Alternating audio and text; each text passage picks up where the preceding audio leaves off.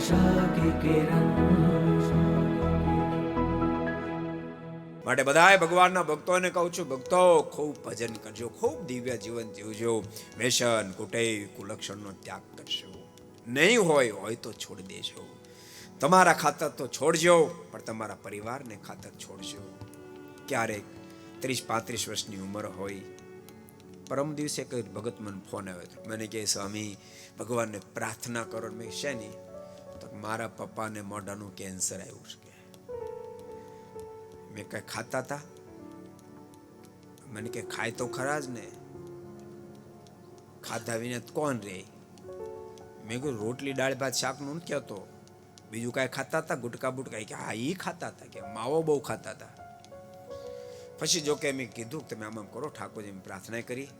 પણ યુવાન બોલ્યો, મને ગમ્યું. મને કે હું છુપા ગુટકા ખાતો હતો, પણ મારા બાપાને કેન્સર આવ્યું, માટે આજ હું પ્રતિજ્ઞાબદ્ધ બનું છું, હવે કાયમને માટે આનો ત્યાગ કરીશ.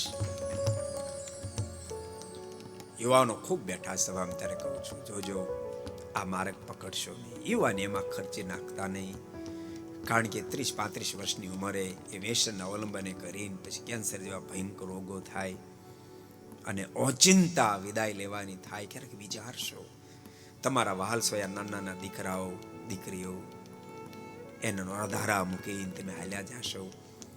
2-5 વર્ષની ઉંમરથી એને મોટા થવું, બાપની છત્ર છાયા વિનાની દિશા શું થશે વિચારશો.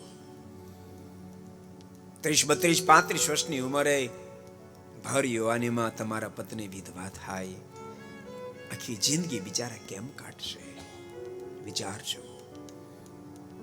અને 30-35 વર્ષે તમે જ્યારે આ લોકમાંથી વિદાય લો, તમારા માતા પિતા બિચારાએ નિવૃત્તિ સ્વીકારી હોય, ફરી વાર એને વૈતરું કરવું પડે છે જગતનું.